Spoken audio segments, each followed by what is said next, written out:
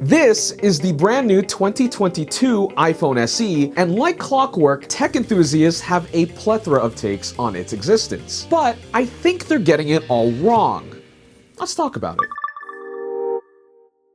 Hello and welcome to Denki channel. My name is Ken. There's a lot of sentiment going around amongst fellow tech enthusiasts that the 2022 iPhone SE is the most boring iPhone in years. However, it plays a more important role in Apple's smartphone lineup than being interesting to us nerds. As the cheapest iPhone they offer at retail, it's the most accessible gateway into the Apple ecosystem. And interesting or not, it's also popular as a result. My own personal interest in the iPhone SE goes back to when they announced the 2020 model, which surprised me in the best way possible. Apple squeezed their most powerful processor at the time, the A13 Bionic, into their cheapest phone at $400. And even with the compromises necessary to get there, its performance punched way higher than it had any right to. Now, this decision made a whole lot of sense. After all, the release gap between the first and second generations of iPhone SE was about 4 years. All this extra performance headroom is rather justified in this scheme of future-proofing, so that the SE could hold its own in the market and in people's pockets for another 3, 4, or even 5 years. But Apple still decided to bestow upon us a new iPhone SE for 2022. And with that said, I have two questions. Why so soon? And is it really as lackluster as people make it out to be? To answer this question of why the 2022 iPhone SE even exists, let's take a closer look to see what changed. As some of you already know, on the surface, it looks exactly the same as the outgoing model. Using the iPhone 8 as its base, the 2022 iPhone SE still looks good front to back and is honestly a great size and hand. However, in 2022, it does look outdated compared to current iPhones and the rest of the market. For me personally, this is not a deal breaker, and a lot of people do like this design, but it does make me wonder how long it's gonna stick around for. Though, fans of Touch ID will certainly hope that the design sticks around for years to come. Also unchanged for this year's SE is the screen. It's the same 4.7-inch 720p resolution IPS display. It looked good in 2017, it still looked good in 2020, and in my opinion, it still holds up in 2022, contrary to complaints I've seen about it on Twitter. Sure, it might not be as flashy or exciting as the wide, vibrant, contrasty AMOLED displays we see in current mid-range and flagship phones. However, at 326 pixels per inch, it's still plenty sharp to my eye at normal viewing distance, and the IPS displays Apple uses on their phones get decently bright at over 600 nits. On top of that, yielding better color accuracy over its OLED counterparts, which is certainly a plus point if you plan on doing any sort of content creation on it. I feel like a lot of social media people use iPhones. There are reasons for that. We're not getting into that in this video. And of course, this year's iPhone SE is also stupid powerful. Just as the SE utilized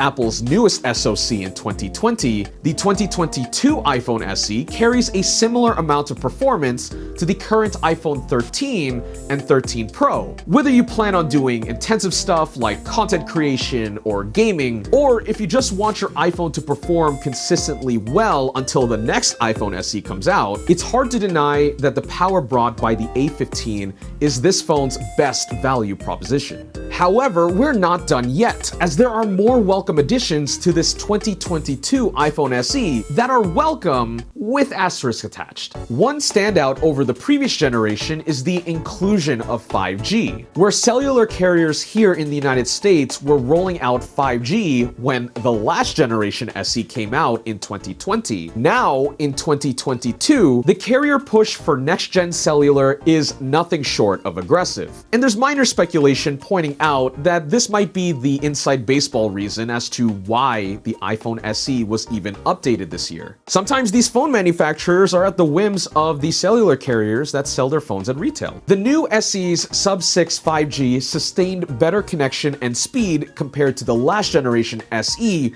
running on LTE in my testing. But asterisk, 5G availability and results are wildly inconsistent across carriers and localities. So some of you might have to take this with with a grain of salt. Now, we cannot talk about all of this crazy performance and new 5G capabilities on this iPhone SE without touching on the battery life. For context, over the years, as Apple scaled up its flagship phones to be larger and more powerful, this afforded newer iPhones physically bigger batteries. On the flip side, Apple shoehorning power-hungry hardware into the 2020 and 2022 iPhone SE's older chassis. The most glaring compromise is the battery. Apple claims it'll last 2 hours longer while streaming video. I'll leave the scientific test to the actual reviewers, but I did observe that the 2022 SE held a charge a bit longer past my workday compared to the outgoing SE, and that's with 5G on.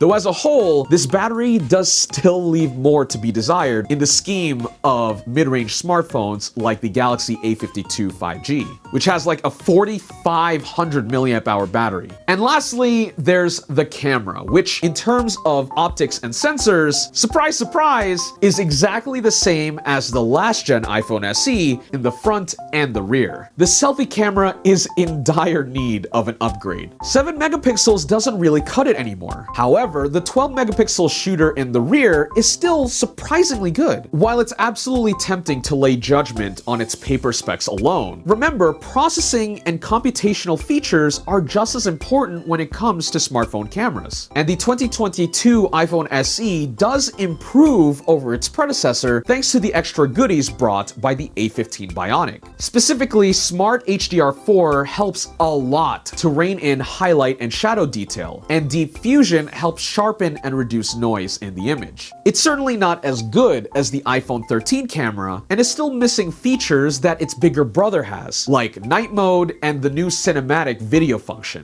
But standard photos and videos from the 2022 iPhone SE look stunning, especially when you consider its price point. Which brings me to my last point, the price. The 2022 iPhone SE retails for $429 for the 64GB model, up $30 from the last generation. While the jump to the A15 Bionic is partially to blame, shared responsibility likely goes to the sheer component cost of the 5G modem that Apple sources from Qualcomm. Now, is that price hike worth scrutinizing over? Some might think so, but I think that the performance, camera, and future-proofing gains are totally worth it if you've been on the fence about buying an SE to begin with. However, as some of you mentioned on Twitter, Apple still sells the 64GB model of the iPhone 11 for $500, and it's a compelling alternative with some caveats. For $70 more, you're buying into a phone with a bigger battery, newer design, a bigger LCD screen, and a secondary ultra-wide camera lens, with the main omissions the lack of 5G, older camera processing, and less powerful hardware. Personally, while it might sound weird to some, those omissions are enough for me to lean toward the 2022 iPhone SE. Though for my money, I would just spend the extra $50 and get the upgraded 128 gigs of storage. The 2022 iPhone SE is not the sexiest, most exciting entry-level iPhone that enthusiasts speculated and wished for, but that doesn't make the phone any less decent of an iPhone. Apple is dealing in the art of towing the line with the iPhone SE. It's not giving too much, not giving too little, while making the phone look attractive to the average customer that wants a cheaper iPhone and the convenient products and services that it offers. I think many people would be happy owning one. And by that logic, I think that the 2022 iPhone SE is a good iPhone SE. But I know that a lot of you are particularly vocal about your smartphones, so let me know what you guys think about the iPhone SE 2022 in the comments below. Also, if you guys like this video, please do me a favor and hit that thumbs up button. It really helps me out with the algorithm. And otherwise, thanks for watching this video on Denki channel, and I'll catch you guys in the next one.